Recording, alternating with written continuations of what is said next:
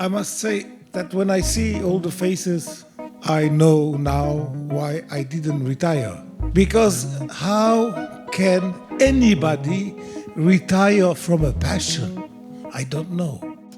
Our economy and the gender inequality will catch up. As a brand, we better be prepared for that. Last time I saw you, you were actually talking about watches that belong to your father. Yeah, this is all your fault. Yeah. You guys, I said it in the video and in my intro. Yeah. Thanks for bringing it up, but this is all your fault. I didn't care about watches until you guys put all these videos gaming the algorithm. Pretty much. Yeah.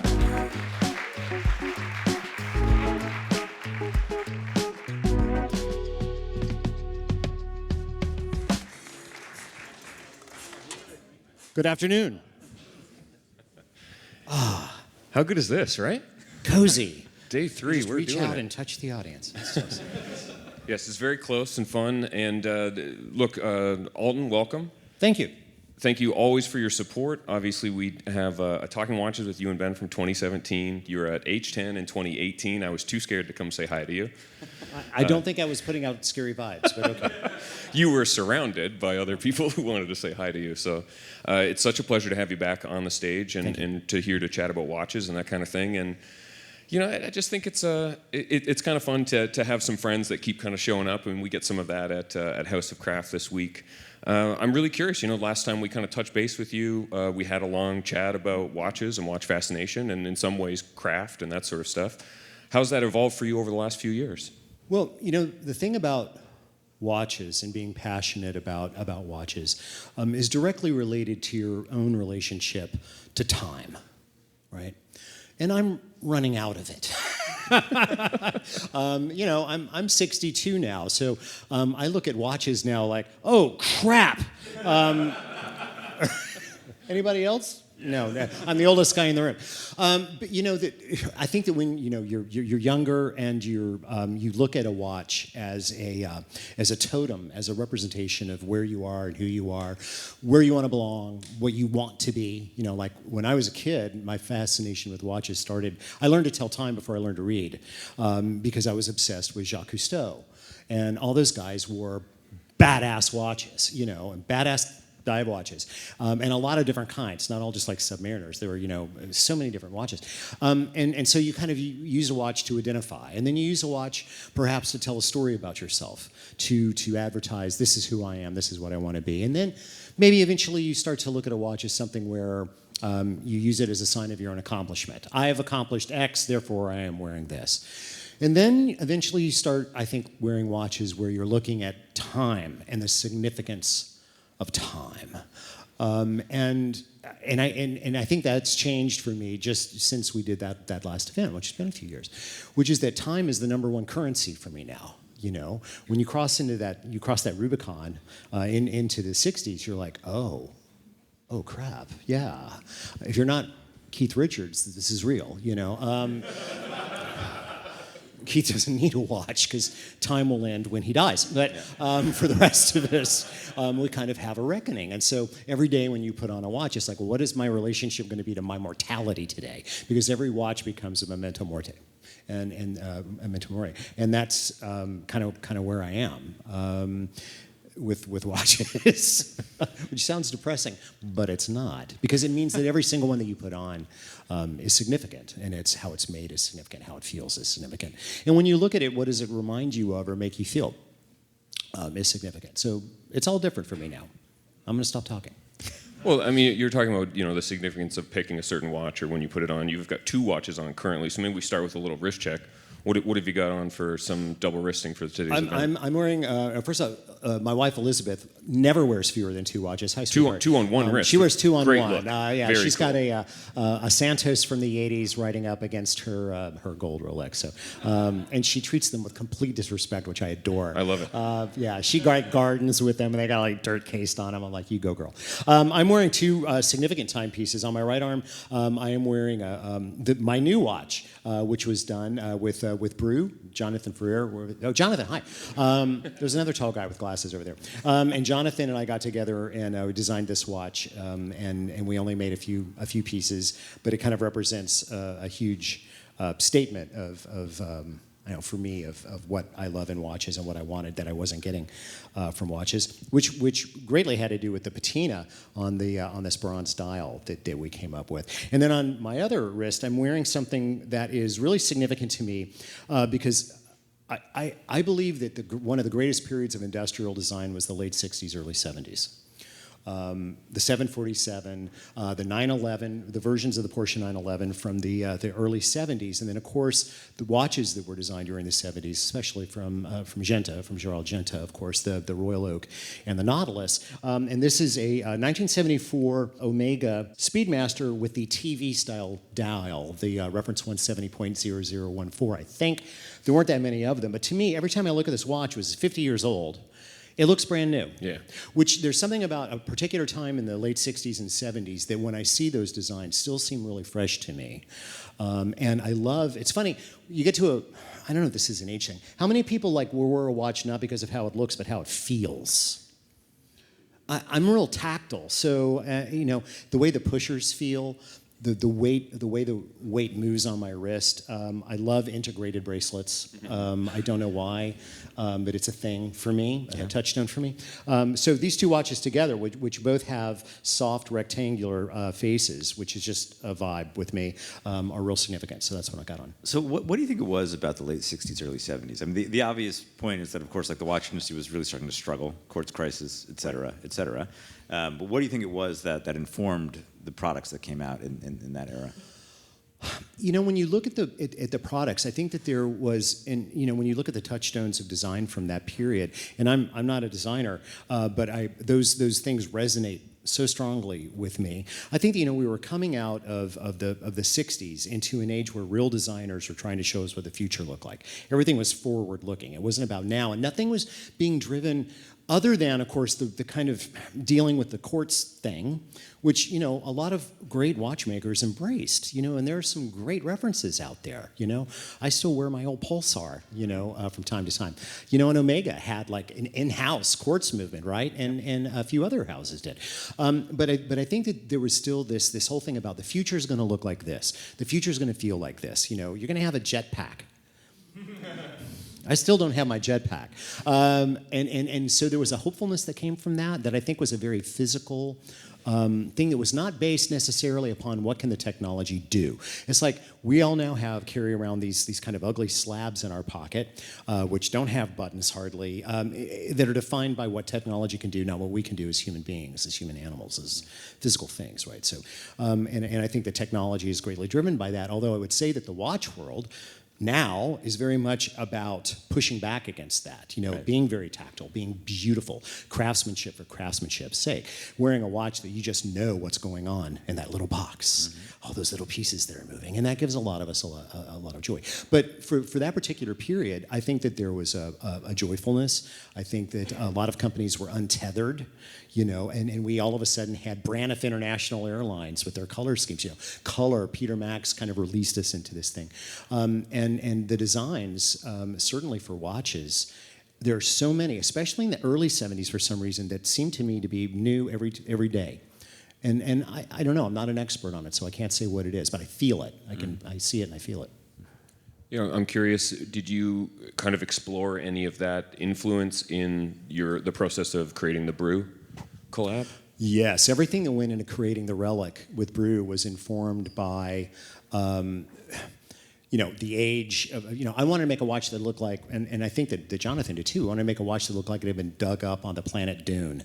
It was kind of like something that had a real deep patina that looked like an archaeological specimen, almost, but that still, when you looked at it, felt futuristic in a way. And then we married that to, I was a freak over bund straps. Because of 70s. one thing, because of the movie 3 Days of the Condor, which is one of my favorite movies of all time, where Robert Redford wore a Doxa shark hunter on a bun strap.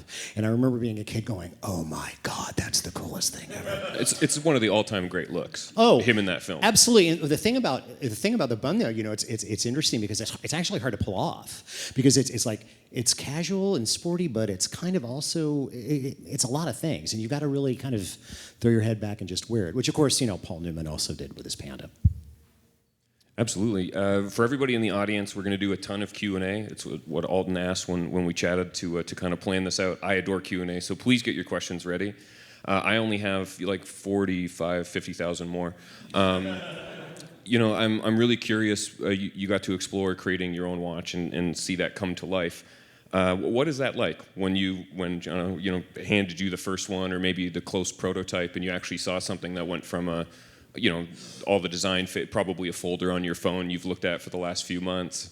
I got pretty freaked out when the first dials came, because we wanted to do something interesting, which is that we were going to laser etch the indexes around the outside, so that the whole Jonathan found some. They were in Hong Kong, right? They took these sheets of bronze, and they cut them and they oxidized them, and then we laser cut them to get the indexes. And I remember the first one he showed me, I was kind of like, oh wow, this is really going to happen, and that was probably more exciting than actually getting the first watch. It was that first understanding. The one, I'd never seen anything look like that before. I'd never seen. It was like, we've made a dial that I don't think anybody's ever made a dial like this before, and it looks very, very different. And every one of them is different. Every one of them is unique, which it's one of the things that I hope happens more of in the watch world now, is the kind of micro runs of limited editions, so that anybody that gets a watch within reason of price, with attainable, right, will be able to look at a watch and say, no one else has this piece, this kind of limited edition.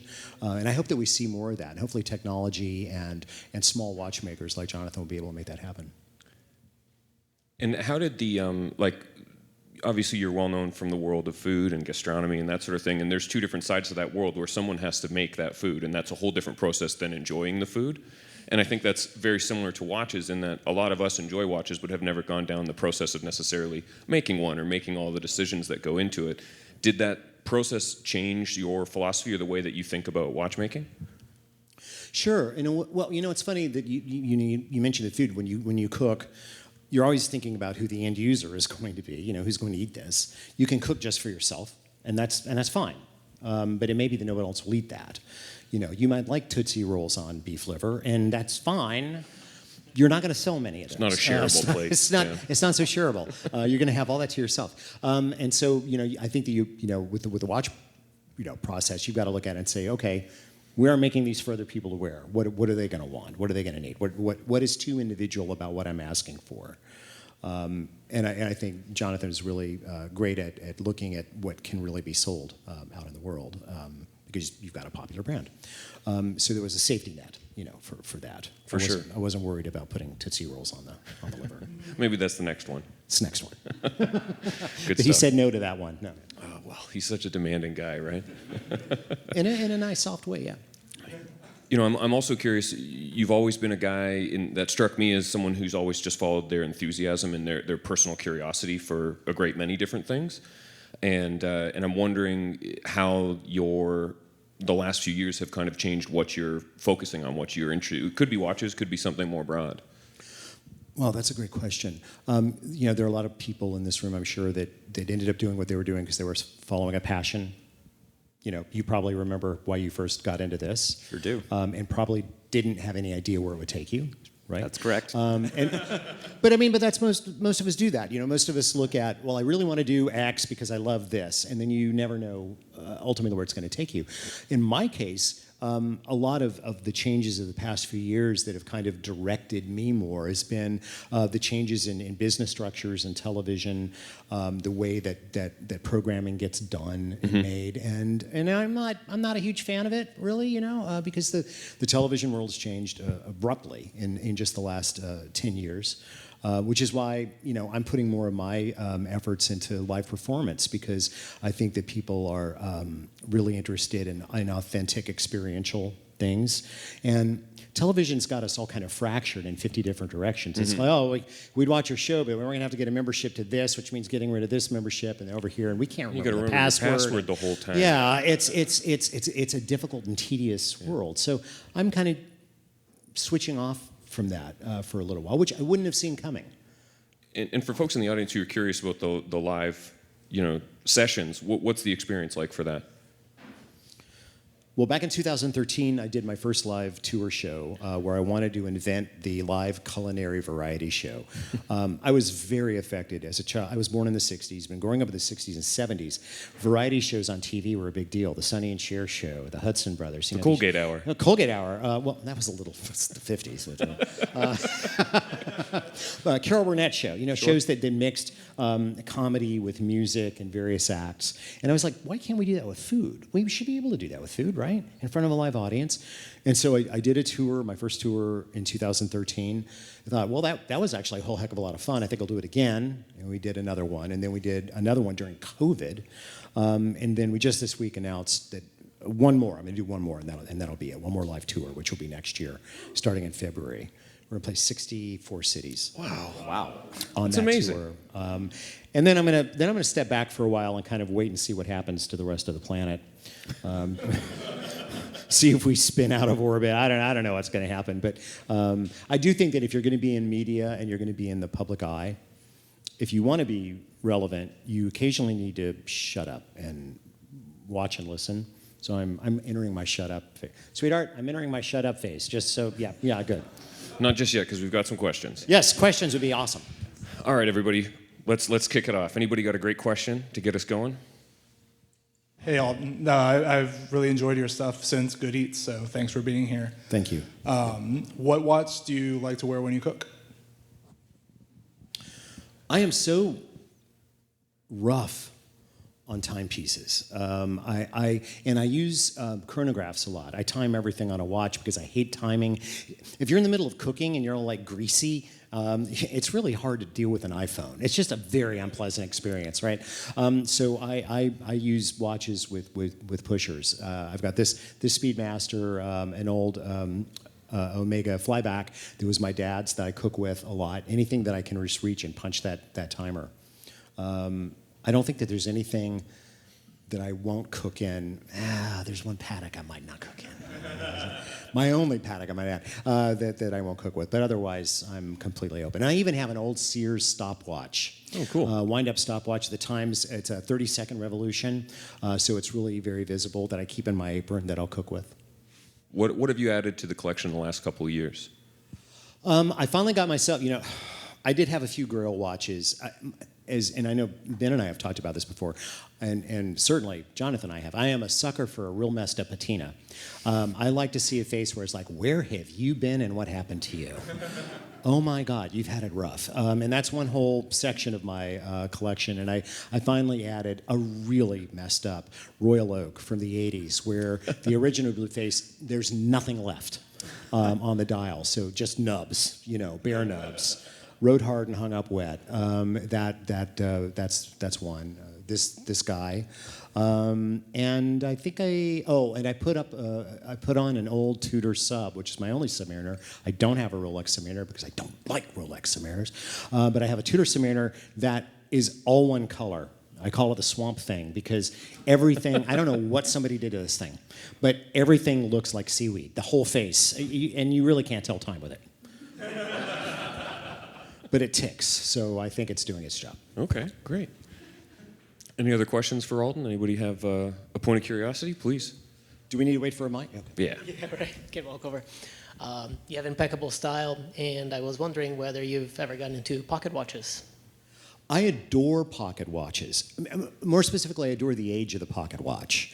I love pocket watch chains. I like that whole vibe. And I've got a few, but the really good ones are really expensive. It's like Vacheron made some during the 30s and 40s that are like just sumptuous. And you open up the back and it's like staring into heaven, And one of the nice things about pocket watches is unlike wristwatches, you can really get in there and see what's going on. You got to have a microscope sometime for modern watches, but you can really get into a pocket watch. I've got just a few, but it's something I could spend a lot more time on, for sure.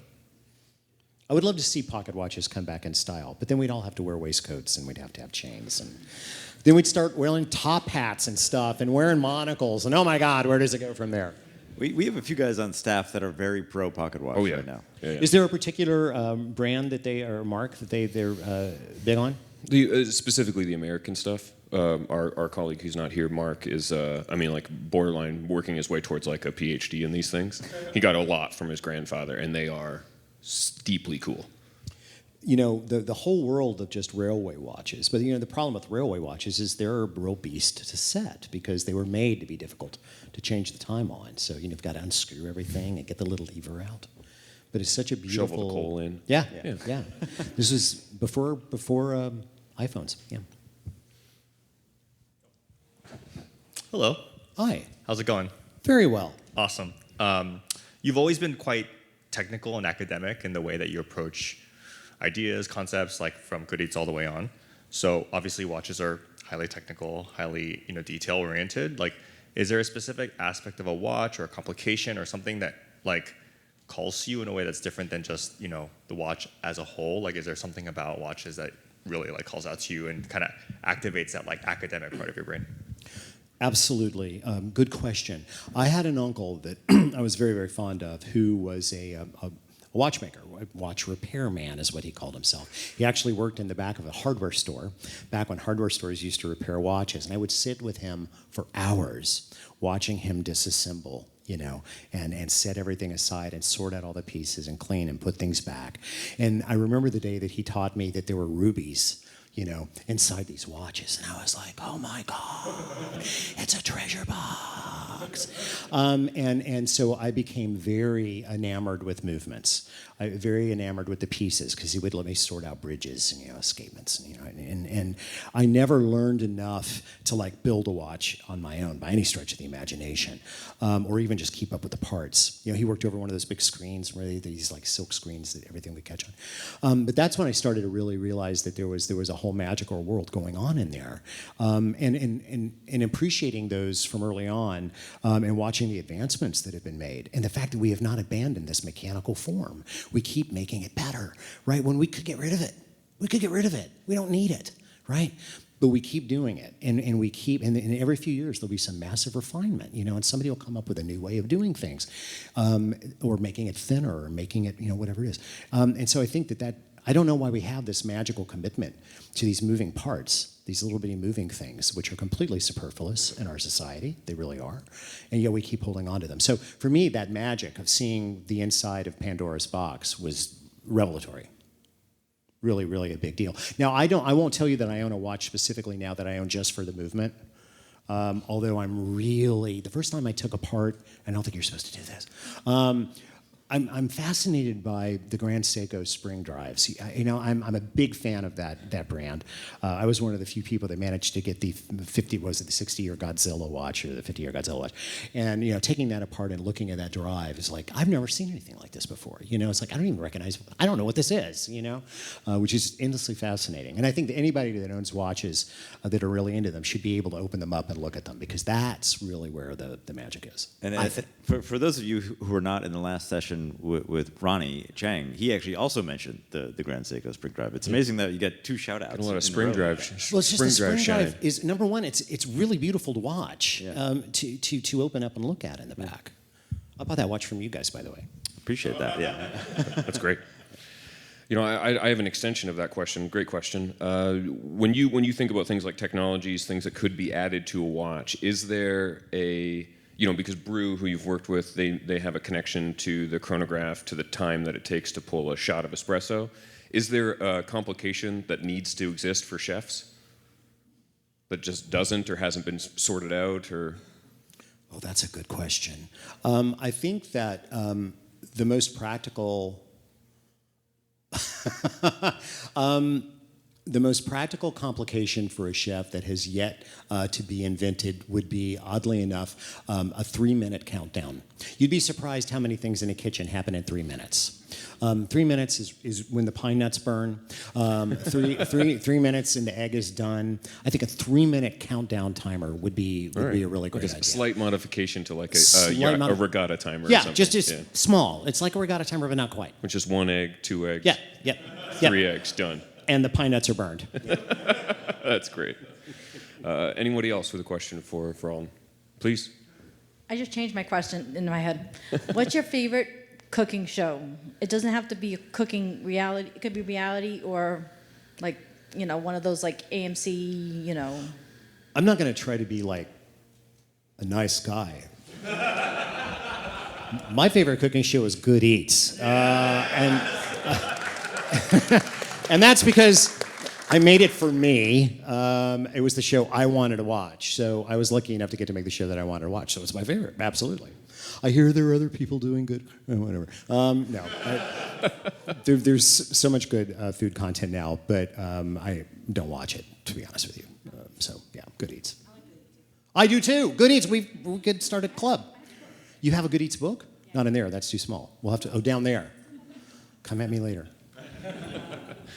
Another question? There's a gentleman way in the back here with a fantastic beard. Adam. Hi. Hello, Beard. Thank you. Certainly. Thank you for indulging me. Imagine this. Watch Stadium. It's your Grail watch versus the Underdog. What is your Grail watch and what is the Underdog that can go up against it? Well, I can tell you right now, the Underdog would be the Timex Merlin because it takes a licking and keeps on ticking. Nobody remembers that? Timex, it takes a licking and keeps on ticking. Yes, we do. From the 60s.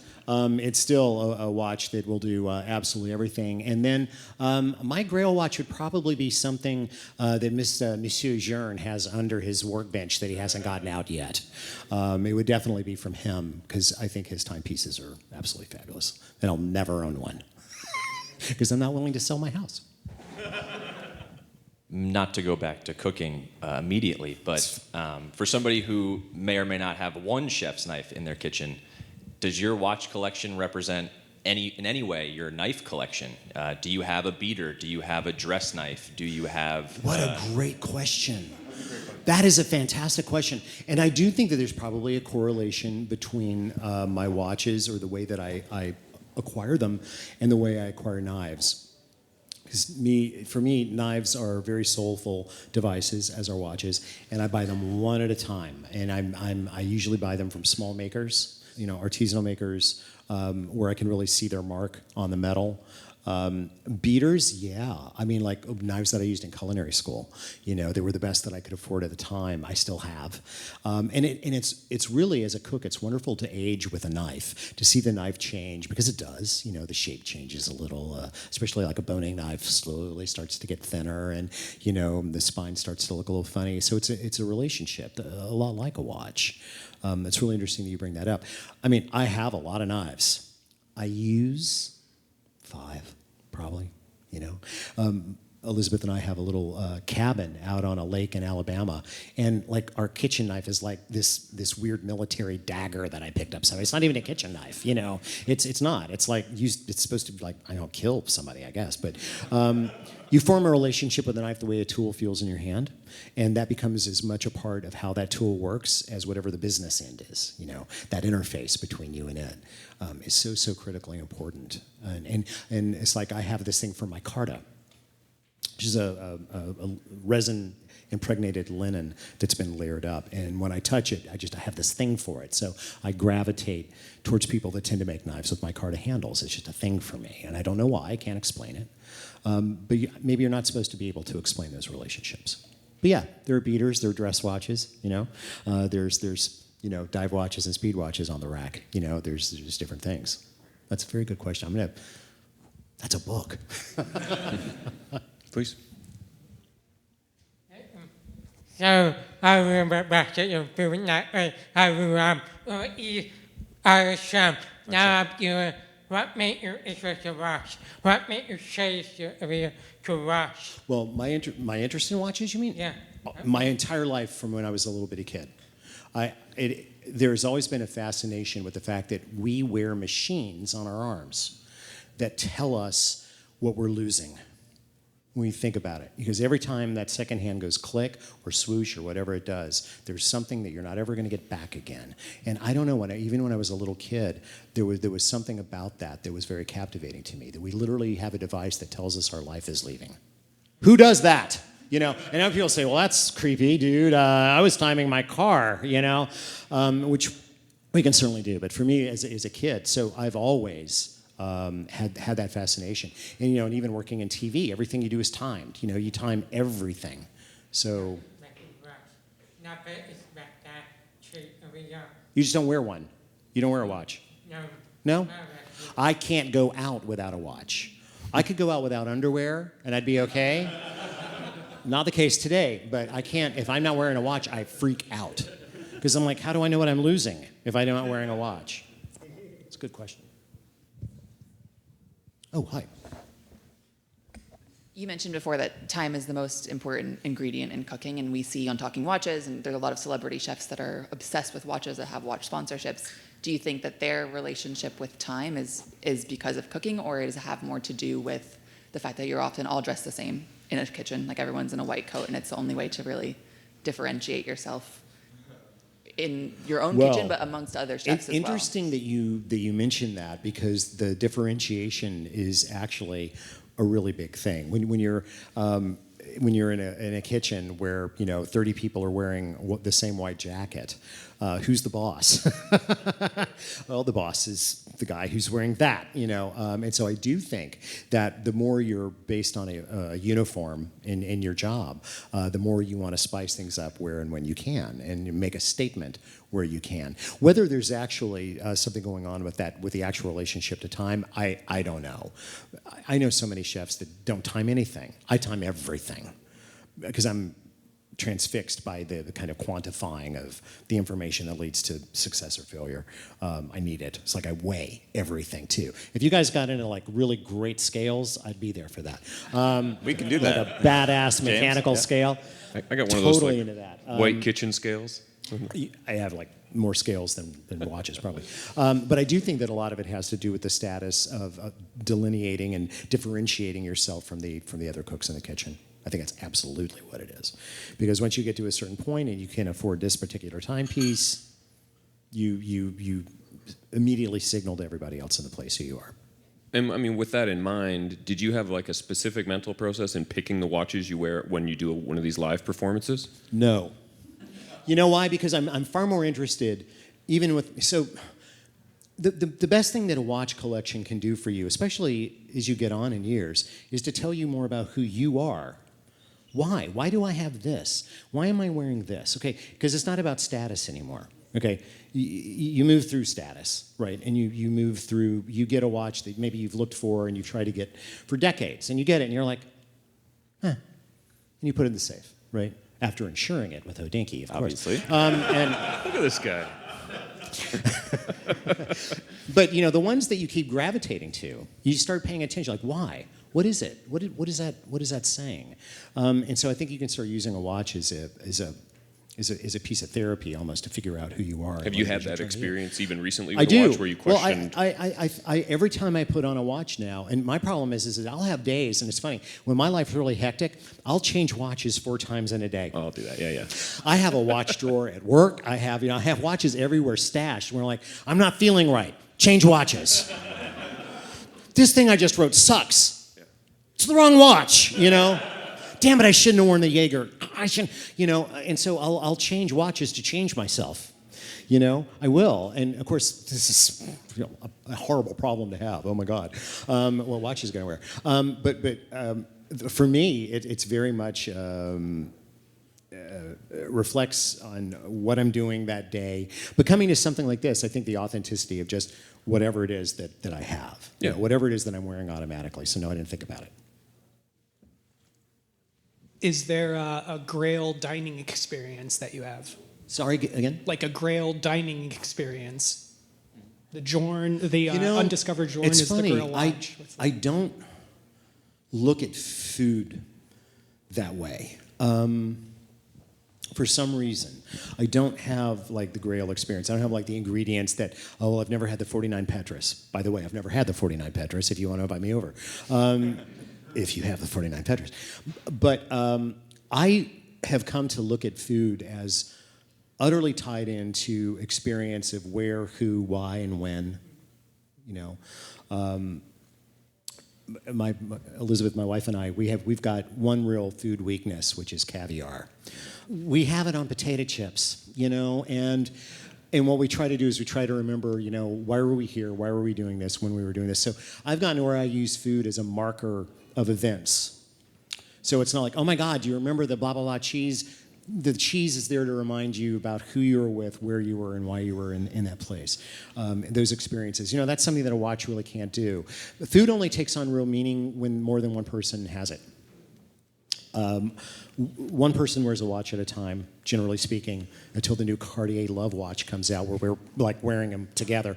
And so to me, food, I am always more pleasantly surprised and delighted by the unexpected food. So to have a Grail food would be to automatically preload it with expectations that immediately begin to decay the experience. So I'd rather just wander into a cafe and say, holy crap, the X was amazing, and be surprised by it.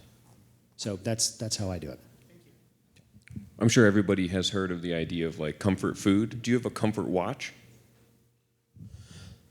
Sure, I do. It's a watch that Ben has seen. It's my father's Omega Regatta Flyback, and that's because he died when I was quite young, and so that watch, which had been stolen, and then I found years later the actual exact piece on eBay, and then paid to have it rebuilt because it had been damaged, is special and comforting, and probably the watch I'll die wearing. Which is why I don't wear it anymore. But it's comforting to know it's there and you got it back. And that is an incredible story of how that watch was retrieved. We had a question in the back here. A lot of the dining experience obviously is about pairings. Last meal on Earth, you get appetizer course, drink, watch, entree course, drink, watch, dessert, drink, watch. Are they watches that I already own, or can I just have whatever I want? Whatever you want. This is fun. Do I know it's my final meal while I'm having it? Yeah. I do know.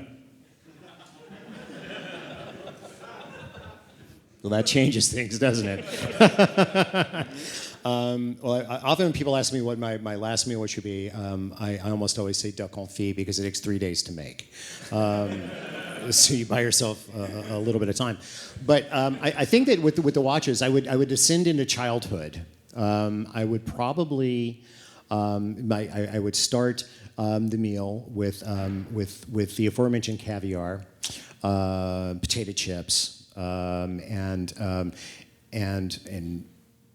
probably ice cold Chopin vodka because it's potato based and I prefer that. I don't like champagne with caviar. That would be the opening course, and I think that the watch for that would be whatever that was that I pulled out of under Jern's work table. Something with maybe a repeater. Well, no, you wouldn't want to be reminded of the time, would you? Not really. Maybe something with a dual time on it, but I've always thought Jern's pieces were just magnificent. So that would be the opening course. And then the second course, I would probably have.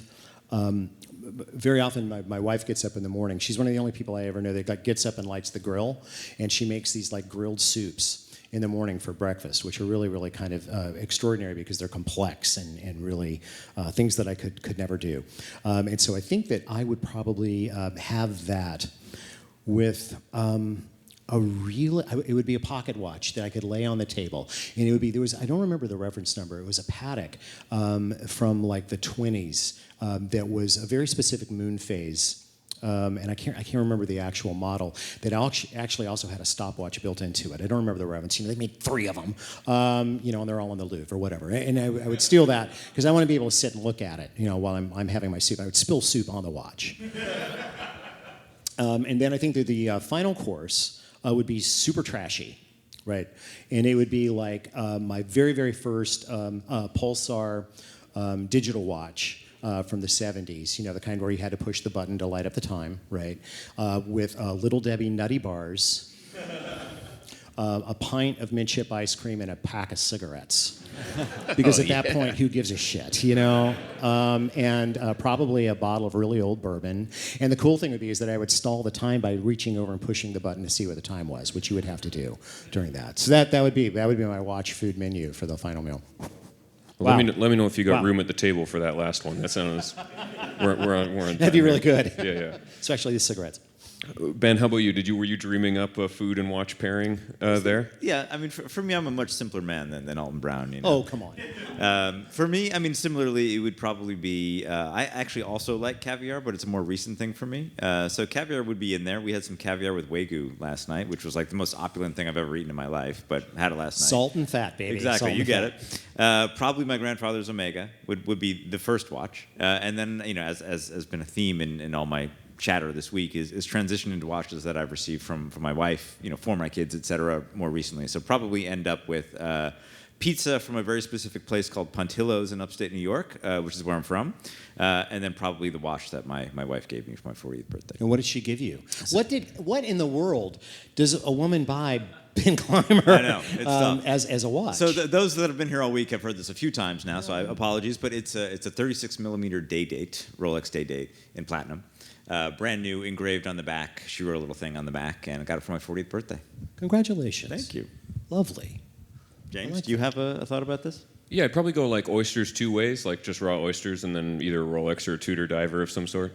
I'd probably like the Pelagos would be good. Yeah, something in that zone. It'll be oysters. Will be the last bite, I hope, for sure. We got any more questions? Eat an oyster off an oyster. Yeah. Yeah. I left out sushi, which would definitely be in there as That's well. a good for call. me. There would have to be some sushi in the meal. I need to work on that whole question and get back to everybody. Another book. You got a question? Yes. Uh-oh. Oh, no, it's a good one. Do you ever have a memory of a significant watch that's been given to you as a gift? One. And then two, do you have a memory of a significant watch you've given as a gift? First, the best watch that was given to me as a gift was when you gave me number one of your black PVD automatic. I wasn't even thinking for that. But you did. No, because nobody would give me watches, right? Very, very rarely. So that was actually the best one. And I give my wife a watch every 12 days, basically, because I'm an addict, but I displace it onto her arms. And she's not wearing it today, but recently we found a spectacular Ulysse Nardin Brutalist watch, this massive thing in stainless steel with a I wouldn't even call it a bracelet. It's more like this massive stainless steel cuff from the 70s that I think was really great. But whenever I really want to buy a new watch, I buy it for my wife because what's she gonna say? I mean, but her arms are getting longer from wearing them all at the same time. So I love giving watches as gifts because it's my love language. Yeah. Do you share watches with your wife? Yeah. So look. There's a very, very old Longines tank from the 40s that's one of the ones with a really messed up face. And if she doesn't wear it I'm like, well, it needs to be worn. We need to wind it up, let it run. So maybe I'll wear it for a day. But by and large, I try to stay out of her watch drawer because, there's places even a husband doesn't go. However, you can wear any watch I have anytime you want to. Yeah. Just want to establish that. On the record. On the record. Any other questions? We've got a few more minutes. So clearly you like to collect things. Watches, knives, scales, I guess, as well. Are there any other things that you like to collect? There are a lot of things I like to collect. I simply cannot afford to collect them. I went through a nasty vintage automobile period, which is just really restrictive. On top of the buying the warehouse to garage things in, and I have a particular year that I'm fixated on, which is 1973. Most of the cars made in 1973 suck. Mechanically, they're just really difficult automobiles. So I'll spend all this money like redoing these cars, and still, because they're from 1973, they're very challenged. My favorite is we have this beautiful black Mercedes 280 SE, 1973. It's the Bond villain car. Right, massive grill, blah blah blah. If the temperature gets over 72 degrees, it gets vapor lock, and it quits on the freeway, which has happened to me over and over again. So that was a habit that I decided to nip in the bud. I'm going back to motorcycles now. You can get more in. Get more in. And I had an airplane thing for a while. It was also very difficult to maintain. Other than that, we seem to collect dogs. Which keep radiating to us from various places, and millions upon millions of books. which is my lifelong obsession.